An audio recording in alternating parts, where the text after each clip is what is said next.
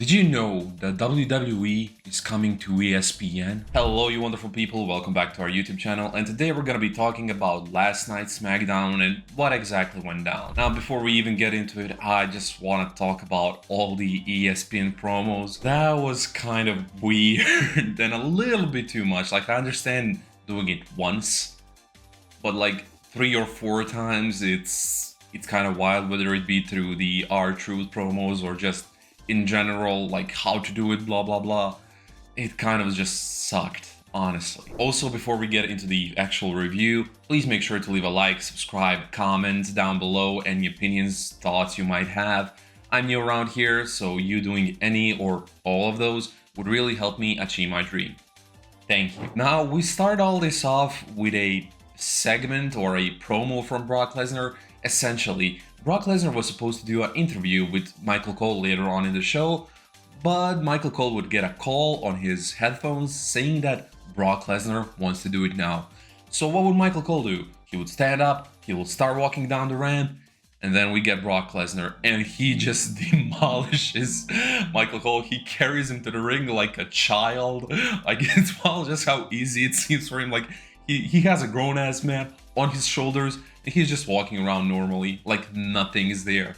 It's wild just how strong Brock Lesnar is. I mean, I know he's strong, but just like seeing it over and over and over again, it just never gets old. Honestly, it just never gets old. But yeah, Brock Lesnar would bring Michael Cole into the ring, and then Corey Graves would come to the rescue, and then he would eat 2 F5s. And that was about it from this segment. I really hoped we would get something more. Maybe something involving his match against John Cena coming up tomorrow.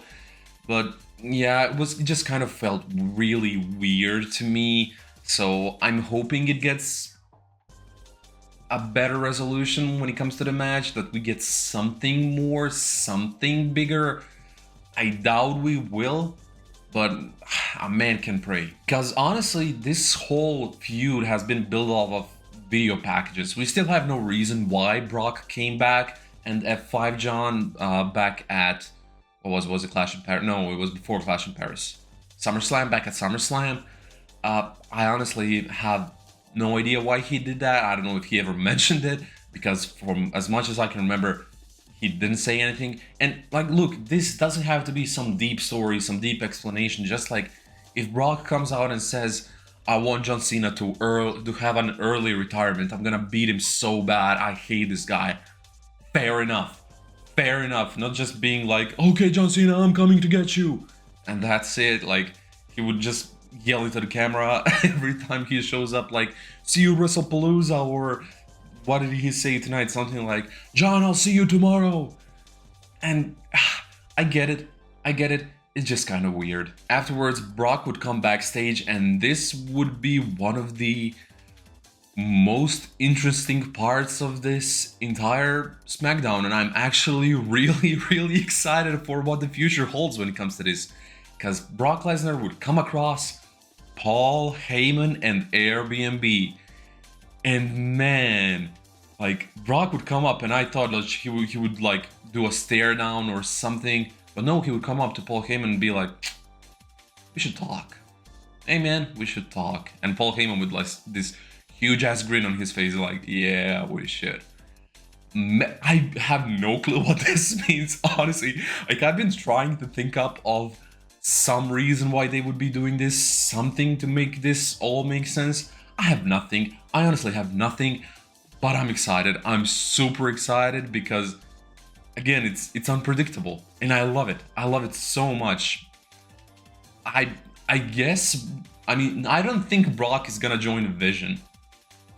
But what if, like, Brock helps out Seth Rollins here and there, or something along those lines? Or if this is setting up like a feud further down the line between Seth Rollins and Brock Lesnar, and who's Paul Heyman really aligned with stuff that always happens when Paul Heyman's involved with anything, whether it be, like, remember those Roman Reigns and Brock Lesnar feuds? Yeah, so I'm not really sure about all of this, but I'm excited. I'm really excited, and I really wonder what the future holds, because I have actually no clue. And I love it when WWE makes me have no clue. After this, we get one of only 3 matches this night. One of the matches was impromptu. Not this one, but one of the ones later on. And this match would be a match between Charlotte Flair and Alexa Bliss versus Alba Fire and Chelsea Green. And look, it was a good match. It was a good match. The BFFs, the Allies of Convenience, win. And like, I love their dynamic. I love their dynamic so much. I kind of wish Chelsea Green was doing something more. But being in a feud with Chelsea Green and Alexa Bliss is fine enough. I just want this feud to kind of grow and not have Chelsea Green as like a side piece. But I'm not sure how to do that, honestly. So I would honestly just move Chelsea Green to the main event status because we're really lacking in heels. We're really lacking in heels. If we have to bring Nia Jax all the effing time, that means we're lacking in heels. And I'm no hate towards Nia Jax. Now, another interesting thing about this whole segment is that Miz joins Michael Cole on commentary and he stays there for the rest of the night. And I love the Miz on commentary. He was so entertaining. He was so fun. He didn't feel out of place like most guest commentators do. He like really fit in. I wouldn't mind like having Miz be a commentator after he finishes his entire WWE run. I mean, I think he would be the best suited for like a trainer, someone who's like one of the main guys who helps talent realize their like potential and stuff like that, because if anyone's brought his potential to the max, it's the Miz, because he didn't have any potential, yet he worked hard, worked his ass off, made anything work, was a world champion. He's just one of the best and in the business when it comes to like drawing full potential out of anything. So yeah, I love The Miz. Basically, the segment of this video is just me loving The Miz. I love him. I love him so much. Next up, we would have another really interesting segment. Now, you guys might know that I love the Wyatt Six and I want the Street Profits to break up. So imagine my heart when this segment was live. Because in this segment, we would start off with BFF trying to make up Montez and Dawkins and like talk to them, make them talk with each other, and then BFAB would be interrupted by Michin and she would have to go off. And then Dawkins would start talking. It seemed like he had something to say, but Montez would cut him off. He'd just be like, hey man, we're good. They would do their little silly handshake. And then Montez would leave to see if they can get their title match opportunity again. And then Bo Dallas comes in and he tells to Dawkins, oh, if Montez doesn't want to listen to you, I will. I'm Bo Dallas. I care about everyone. And then Montez forward, and you could see this kind of weird look in Dawkins' face through all of this, and I'm excited for this storyline. I'm really excited. And then Montez would come back, he would attack Bo Dallas, but then we would get Big Red, Eric Rowan, coming in from behind them and just beating the ever-living shit out of them, and that's it. But then we would get the first R-Truth segment shill of ESPN, and I'm just gonna mention it and move on. Then we would get the second match of the night, which was kind of weird because Fraxium would come out to have a match, but we would never hear who the match was supposed to be against, because BMB would come out and they would attack Fraxium for some weird reason, and there Paul Heyman would cut a promo, but Fraxium would attack them during it, and then we would have a match. And all I'm wondering through this entire match is who was Fraxium actually supposed to fight, because they came out to a fight and some tag team was just left behind being like, man, come on, Nick Aldis, Nick Aldis, why would you do this to us? Why would you do this to us? We had a match, now we're not even on TV. So yeah, that was really weird. But hey, these teams have really good chemistry in BMB and Fraxium. I would love to see them feud. I know they're on separate brands, but let's face it, one of the tag teams from SmackDown needs to move over to Raw. And I wouldn't mind if that was Fraxium, because again, they have good chemistry with BMB, who's gonna be the big tag team to beat into the future. So yeah, I'm really interested in all of this. BMB would of course win this, Division would win as they do, and then we will get Usos talking from Indiana, just calling out BMB, and I had no clue what they said, but they were in Indiana, and That's all I know. Nia Jax would then come out and she would call out the entire women's division, talking about how she's the only one worthy of anything, which I mean, sometimes I feel like, not that she's the only one worthy of anything, but like, yeah, this SmackDown women's division needs something. And then she would get interrupted by Tiffy, and I just feel like this face character doesn't fit Tiffy at all. Like, honestly, not at all. I want her to succeed, I really do. But she needs to turn back to being a heel, because her as a babyface right now, it worked in the beginning, especially because she was feuding with the likes of Nia Jax, and then against the likes of Charlotte Flair, who was booed out the building, if you remember all that stuff back then. And her character worked there, but it doesn't necessarily work now. It really doesn't. So I want her to turn heel against Jade Cargill in the coming weeks. And yeah, talking of Jade Cargill, she would come out and it's just become a mess. They would try to fight each other, but security would stop them. And then Nick Aldis would make it official.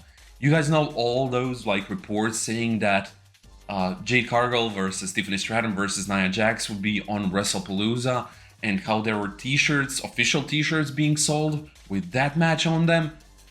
Well, yeah, this match would be announced for SmackDown next week, not Wrestlepalooza, so yeah, take that as you will. Then we have another R-Truth shill for ESPN. Moving on, we would have Carmelo Hayes versus Sami Zayn, and this match was really good. Miz was on commentary, still really good stuff. The crowd was actually cheering for Melo, but they didn't boo Sami when he won.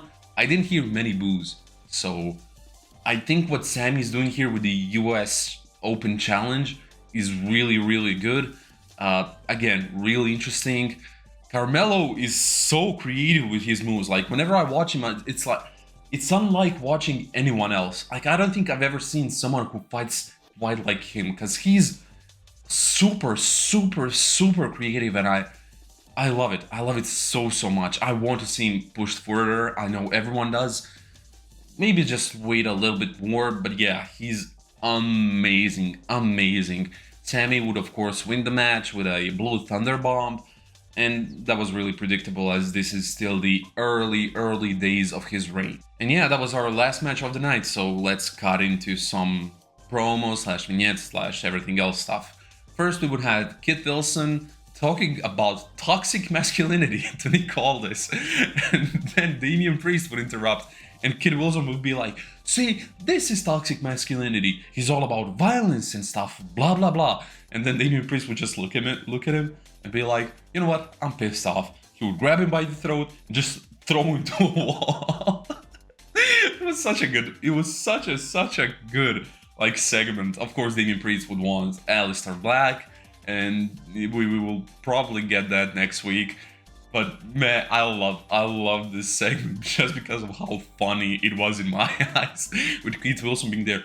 This is toxic masculinity, you know. He's all about violence. He wants something that maybe he shouldn't get. And then Damian Priest like, "F you." Boom, that's it. Again, love it so much. Then we would have a video package about Cena and Lesnar, which is just, I guess, good. I mean, these video packages are pretty good, but they're nothing like too special. I want a segment, a real segment. I want a real reason, not just they feuded before, so it makes sense for them to feud again. I get it, but hey, moving on. We would get a vignette from Solo Sikoa, and he would talk about how great Tanga Loa is, and he would also talk about how he wants him to bring back gold to the bloodline. And maybe this is all setting up Tanga Loa for next week to face off against Sami Zayn. I guess it might turn out to be a thing, but I don't know why Solo wouldn't face him if it's an open challenge and you're the guy that lost to him. Why are you sending one of you or like under people towards Sami? Because I mean, Solo, the same thing might happen like with Jacob Fatu. They might realize they're better than you, and that's it. So yeah, this might just be setting up a match for next week. It might not. Who knows? And then we will get to our main event, which is a contract signing between Cody and Drew. And on this day, 15 years ago, the two of them actually won the tag team championships, which is quite funny to think about. Now, this is one of the funniest, I guess, things I've heard in a while between these two, which is just Cody calling the Drew out for being a keyboard warrior, and he's calling him a content creator. I love it, I love it. And then Drew would bring out his phone, he would tweet Cody, "Thank you, Cody." And it was hilarious. It was actually hilarious. They would sign their contracts, and then Drew would send Cody a nice little Glasgow kiss, aka a headbutt, and he would start beating him up. They would beat each other up, and that's about the end of the segment. Really fun segment. Not much necessarily happened, but I am excited for this match. I'm just wondering, should Drew win? Because I would love it if he did. He won't, but I'm coping. I know he won because Cody's just started his reign. This is gonna be his, I'm pretty sure, first match after starting his reign. So yeah, I know he won't just lose the belt without defending it even once. But yeah, Drew would also call out Cody for being a corporate champion, which is really fun. And he would talk about how people are going to start booing Cody pretty soon. Again, really fun stuff. I am really interested in this feud. I don't think it's gonna end at Wrestlepalooza. I think we might get Randy Orton turning on Cody at Wrestlepalooza because Randy Orton is not on there. We know he will be there, of course, but yeah, it's really interesting. Now, if you guys stay this long in the video, please again make sure to like and subscribe, leave a comment, maybe check out some of my other videos over here or over here, not sure which side, but please go check them out, and that's been it. Thank you.